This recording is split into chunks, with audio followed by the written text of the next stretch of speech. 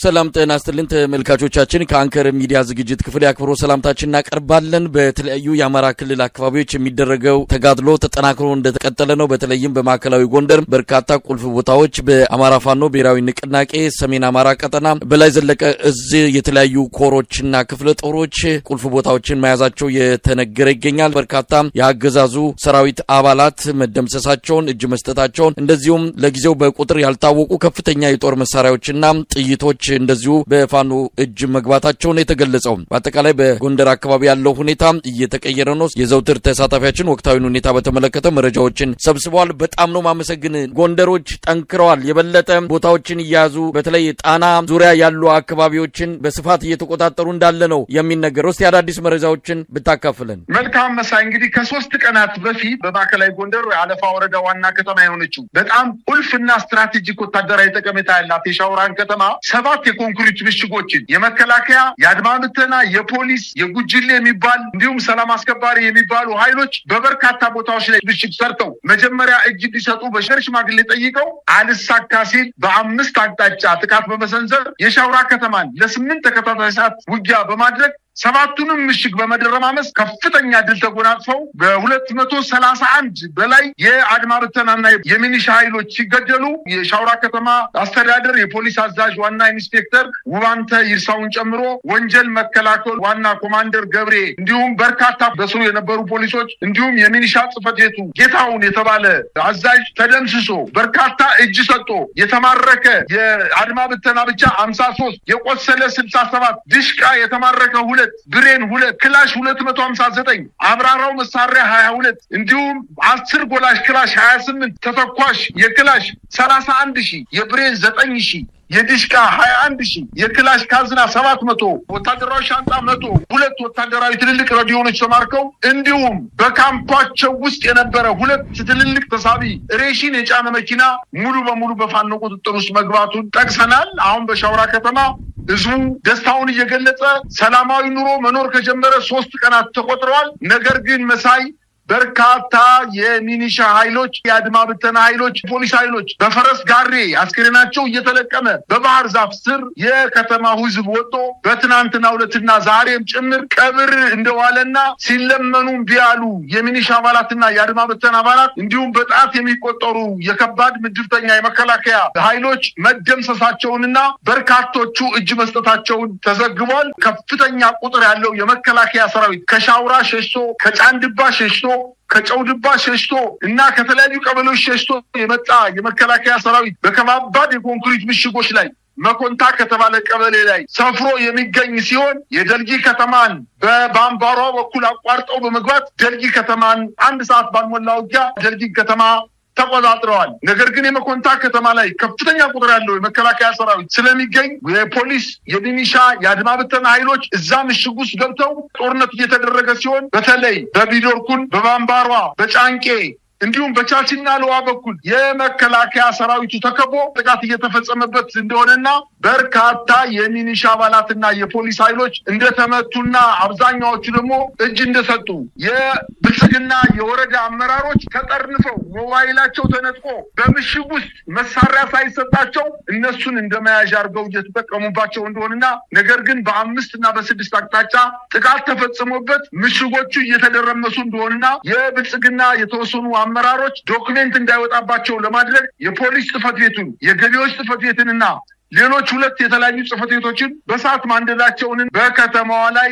የፋኖ ኃይሎች ለቀው ወደ መኮንታ ያለውን ጦር ሙሉ በሙሉ ለማጥቃት ተጋድሎ ላይ እንደሚገኙ ለማወቅ ተችሏል። በሌላ ዜና ከሰሞኑ በደብረ ታቦር እና በደቡብ ጎንደር ከደብረ ታቦር አቅራቢያ በጉና በጌምድር ወረዳ ዓለም ሳጋ ከሚባለው ጫካ ውስጥ የአገዛዙ ጦር ከደብረ ታቦር ከጎንደር ከባህር ዳር ኃይሉን አጠናክሮ ዋናውን የወልዲያን መንገድ ለማስከፈት ከደብረ ታቦር ከተማ ወጥቶ እንቅስቃሴ በሚያደርግበት ሰዓት የውባንታ አባተ ኮር ተወርዋሪ ክፍለ ጦር ቃኝ መሐንዲስና አሳምነው ብርጌድ ከጉና ክፍለ ጦር ጋር በጋራ በፈጸሙት ማጥቃት ከ20 በላይ የመከላከያ ኮንቮይ ወታደር የጫነ መኪና መደምሰሱንና መኪኖቹ አብዛኛዎቹ መቃጠላቸውን በርካታ ቁስለኛና ሙት መደረጉን የአድማ ብተና ኃይሎች እጃቸውን መስጠታቸውን አስታውቀዋል። ዛሬ እንዲሁ የአድማ ብተናና የፖሊስና እንዲሁም የሚሊሻ ኃይልን የአካባቢው ገበሬ እየያዘና እየለቀመ ለፋኖ ኃይሎች እያስረከበ እንደሚገኝ ለማወቅ ተችሏል። የአገዛዝ ጦር ከደብረ ታቦር ከተማ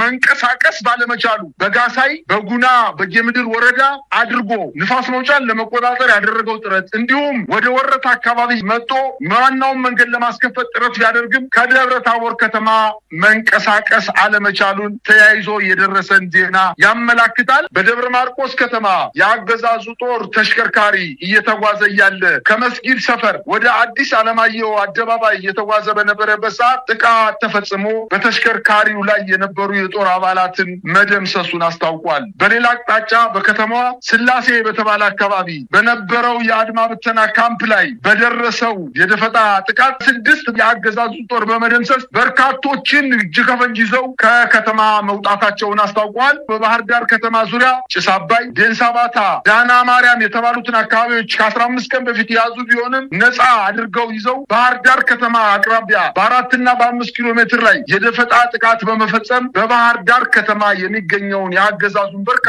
ጦር ከፍተኛ ጭንቀት እንደፈጠሩበትና አሁንም በተለያዩ ቦታዎች ከባህር ዳር ከተማ አስተዳደር ስር የሚገኙ ቀበሌዎች ላይ የፋኖ ኃይሎች ወደ ከተማው ዘልቀው በመግባት ጥቃት እንደፈጸሙና ይሄ ጥቃት የደረሰበት የአገዛዙ ጦር የመከላከያ የዜና ወጃ 2 ፒኬም መትረየስና 6 አርፒጂ በባህር ዳር ዙሪያ ባሉ ቀበሌዎች ላይ ተዋግቼ ማርክ ያለው በማለት ውጊያው በባህር ዳር ከተማ አቅራቢያ መድረሱን ራሱ ያመነበት ሁኔታ እንዳለን በአጠቃላይ በአማራ ክልል ከፍተኛ ጦርነት እየተደረገ እንደሆነ የፋኖ አመራሮችም ከእንግዲህ በኋላ የሚቀለበስ ወደ ኋላ የሚመለስ ትግል የለም፣ ወደፊቱ ሰፊ የማጥቃት እንቅስቃሴ እቅድ ይዘን እየተንቀሳቀስን እንደሆነ በማለት እየገለጹ ይገኛሉ። መሳይ በጣም አመሰግናለሁ። በርካታ መረጃዎችን ነው ያካፈልከን። እንግዲህ እነዚህ መረጃዎች ምንን ያሳያሉ? በአማራ ክልል ያለው ወቅታዊ ሁኔታ ጎንደር ላይ እንደሚሰማው ከሆነ አብዛኛው የጎንደር ቀጠና በፋኖች እጅ ሊገባ ከጫፍ ደርሷል። ከፍተኛ ወታደራዊ ኪሳራ የደረሰበት ፖለቲካዊ ቁመናው የፈራረሰበት ሆኗል። ከዚህ በኋላ ምን እድል ዕጣ ፈንታ አለው የሚለው ጥያቄ አብሮ ይነሳል። መሳይ አሁን እኮ መንግስት የገላጋይ ያለሽ እያለን እኮ ነው። የሚገላግለው ሰው አጣኩ። አሁን እውነት ለመናገር ወደ ትግራይም ወደ ኤርትራም አካባቢ እያንቀሳቀሰ ያለው ጦር በአማራ ክልል የተሸነፈ ጦር እኮ ነው። የሰራዊቱን ሞራል ለመገንባት ካልሆነ በስተቀር ያቅጣጫ ለውጥ አድርጎ ኢትዮጵያውያንን ለማነሳሳት ካልሆነ በስተቀር ወደ ትግራይም ጦርነት ለመክፈት ያሰበም አይመስለኝም። ወይንም ካሰበም ደግሞ ለመጥፋት አስቧል። ይዞ እንደውም አባባል አለ፣ ሙት ይዞ ይሞታል። ይሄ መንግስት ሙት ነው፣ የኢትዮጵያን ህዝብ ይዞ መሞት ነው የፈለገው እንጂ እውነት ለመናገር ከፍተኛ ዝግጅት ያደረገው የፋኖ ኃይል በበርካታ ጦርነቶች ላይ አይደለም የመከላከያ ሰራዊቱን አይደለም የአድማ ብተና ኃይሉን መንግስት እኮ አሁን እንደ መያዣ አድርጎ እየተጠቀመበት ያለው አንደኛ ማህበረሰቡን ነው። ሁለተኛ የብልጽግና አመራር መሳሪያ ሳይሰጣቸው ሞባይላቸውን ነጥቆ ወታደራዊ ካምፑስ በማስቀመጥ ምናልባትም ቤተሰብ ይኖረዋል በማለት ከባድ መሳሪያ ከተወረወረብን እነሱ ይለቁ በማለት እየተበቀላቸው እንደሚገኝ በተለይ በሻውራና በጣቁሳ እንዲሁም በነጋዴ ባህር በአዳኛ ሀገር ጫቆ ወረዳ በተደረገው ጦርነት አለፍ ስንልም በደቡብ ጎንደር በተደረጉ አጠቃላይ 18 ወረዳዎች ላይ በተደረጉ ጦርነቶች ላይ መከላከያ የአማራ ክልል ተወላጅ የሆኑ የአድማ ብተናና የሚኒሻ የጉጅሌ የሚባሉ ታጣቂዎችን አጋፍጧቸው ራሳቸውን አውጡ ብሎ ትቷቸው ስለሄደ ከፍተኛ የሆነ ጉዳት ነው የደረሰበት። በሻውራ ከተማ በተደረገው ጦርነት 90% የአድማ ብተናና የሚኒሻ ኃይል ነው ያለቀው። መከላከያ ራሱን ተከላክሎ መጨረሻ ላይ መውጣት እንደማይችል ስላወቀው እጅ ነው የሰጠው። አሁንም ሻውራ ደልጊ ላይ የተደረገው ጦርነት ምንድነው? መኮንታ ላይ ያለው ኮንክሪት ምሽግ የሚኒሻውን፣ የፖሊስን፣ የአድማ ብተናውን እንዲሁም ጉጅሌ የሚባለውን ከሚኒሻ ዝቅ ያለ የታጠቀ ኃይልን ከምሽግ አስወጥቶ ፊት ለፊት አረማ በሚባለው አካባቢ ቢዶርኩም በሚባለው አካባቢ ላይ ፋኖች በሚመጡበት አካባቢ እሱን ከፊት አድርጎ መከላከያው በከባድ መሳሪያ ምሽጉ ላይ ተቀምጦ እየተኮሰ ራሱን እየተከላከለ ነው የሚገኘው። በዚህ ጦርነት ግን በርካታ ቁጥር ያለው የዛ ቀበሌ የዛ ወረዳ ነዋሪ የሚኒሻ አባላት፣ የጉጅሌ አባላት፣ የፖሊስ አባላት እየተገደሉ ነው። ከፍተኛ መስዋዕትነት እየከፈሉ ነው። እንግዲህ ይህን እየተቀጣ ሚኒሻና እየተቀጣ አድማ ብተናና እየተቀጣ ጉጅሌና እየተቀጣ ስለዚህ እጅ ስጥ እየተባለ ነው። በሻውራ ተለመኑ አለቁ።